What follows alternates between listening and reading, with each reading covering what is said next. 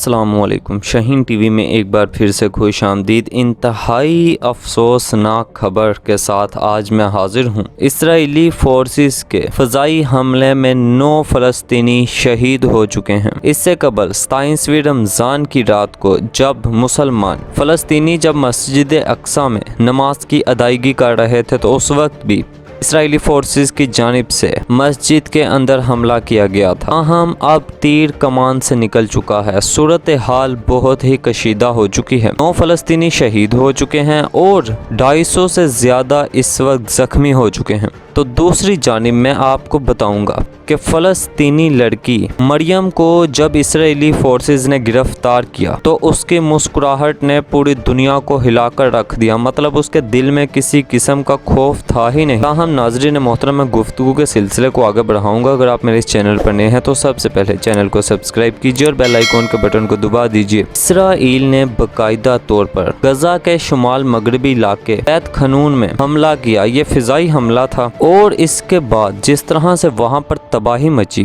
اور اس گولہ باری کے نتیجے میں وہاں پر 3 بچوں سمیت 9 افراد وہاں پر شہید ہوئے۔ اور اب آپ کو معلوم ہے جس طرح وہاں پر حملے کیے جاتے ہیں، تو اس حوالے سے فلسطین میں ایک تنظیم موجود ہے جو اسرائیلی فورسز کے خلاف مزاحمت کرتی ہے۔ اس تنظیم کا نام حماس ہے۔ اس تنظیم کا ایک بڑا کمانڈر بھی اس گولہ باری میں شہید ہوا ہے، اور جب اس کی شناخت کی، کمانڈر کی شناخت محمد عبداللہ فیاض کے نام سے ہوئی اور اتنی بدترین صورتحال ہو چکی ہے، ظلم اور بربریت کی انتہا ہو چکی ہے۔ اور وہاں سے تو یہ خبر آئی تھی کہ فلسطینی مزاحمتی تنظیم حماس نے غزہ کی سرحد مقبوضہ بیت المقدس کی جانب وہاں پر اب راکٹ فائر کیے تھے، جس کے بعد اسرائیل میں سائرن بجنے لگے اور پارلیمنٹ کو بھی وہاں پر خالی کرا لیا گیا تھا۔ تاہم اس کے بعد کسی قسم کی وہاں پر کوئی جانی نقصان کی اطلاع بھی نہیں ملی۔ اور اب حماس جو کہ ایک تنظیم ہے، اس نے اسرائیل کو باقاعدہ طور پر الٹیمیٹم دیا ہے کہ وہ فوری طور پر مسجد اقصی اور دیگر اہم مذہبی مقامات سے اسرائیلی فوج کو ہٹا لے، کیونکہ آپ کو معلوم ہے کہ رمضان کا مہینہ چل رہا ہے۔ وہاں پر فلسطینی مسلمان جو کہ مسجد اقصی میں نماز کی ادائیگی کے لیے جا رہے تھے، وہاں پر انہیں ہی مسجد کے اندر جانے سے روکا گیا۔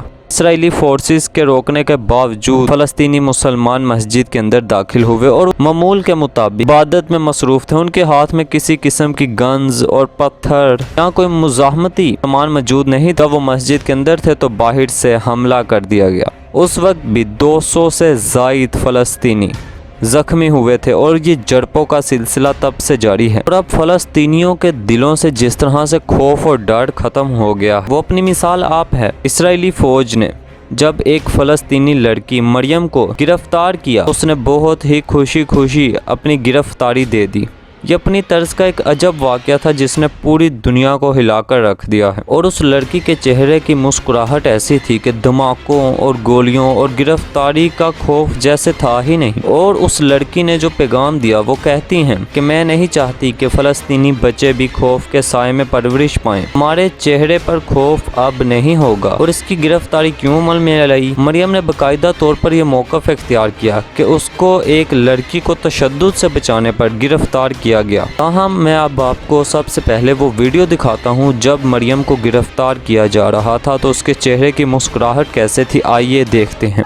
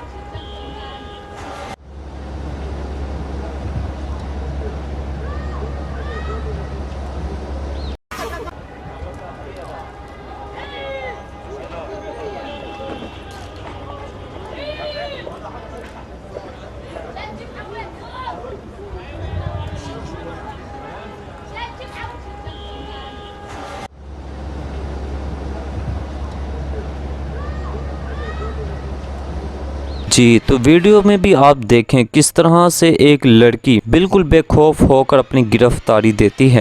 تاہم اب اسرائیلی فورسز کی جانب سے جس طرح سے وہاں پر چھتے فلسطینیوں پر کارروائی کی جا رہی ہے، ان کو وہاں پر نماز پڑھنے کی اجازت نہیں ہے، اور ان کا سپریم کورٹ، ان کی جو سب سے بڑی عدالت ہے، وہ ایک فیصلہ دے چکی ہے جس کے مطابق کئی فلسطینی خاندانوں کو جو وہاں پر صدیوں سے آباد ہیں، انہیں ہی گھر چھوڑنے کا کہا جا رہا ہے کہ اپنے علاقے خالی کیجیے، کیونکہ اسرائیل اب فلسطین کے جو علاقے ہیں اس کو اپنا گھر بنانا چاہتا ہے۔ پہلے تو ان کے گھر چھینے، اب انہیں ہی اکثریت سے اقلیت میں بدلا، اور پھر اس کے بعد اب انہیں ہی گھر بھی چھوڑنے کا کہا جا رہا۔ کیا یہ اقلیتوں پر ظلم نہیں ہے؟ اور پھر عالمی تنظیموں کو بھی اس حوالے سے سوچنا ہوگا۔ آج بھی اب 9 فلسطینی شہید ہو چکے ہیں اور 250 سے زیادہ اس وقت زخمی ہیں۔ اتنی بدترین صورتحال کے پیش نظر بھی بہت سارے مسلم ممالک نے بھی اب تک اس کی مذمت نہیں کی ہے، تاہم وزیر اعظم عمران خان صاحب ابھی وہ خانہ کعبہ میں موجود تھے، عمرے کی ادائیگی کر رہے تھے، جب انہیں ہی اس واقعے کا علم ہوا تو انہوں نے فوراً مذمت کر دی۔ تاہم دوسری جانب اقوام متحدہ کی سلامتی کونسل کا اجلاس بھی اب طلب کر لیا گیا ہے۔ ہمیں سمجھنا ہوگا، کیونکہ آج جدید دنیا میں اگر اس طرح کے معاملات ہوتے ہیں تو ان کا کوئی نہ کوئی حل نکلنا چاہیے۔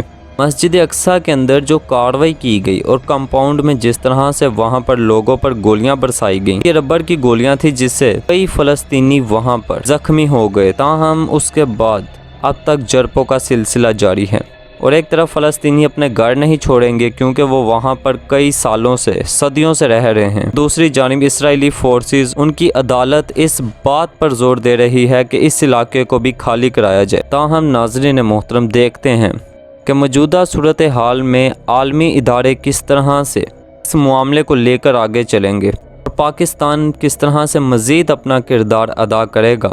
تاہم اگر آپ کو شاہین ٹی وی کی یہ ویڈیو پسند آئی ہو تو اسے لائک کیجیے گا اور شاہین ٹی وی کو سبسکرائب کیجیے گا۔ شکریہ۔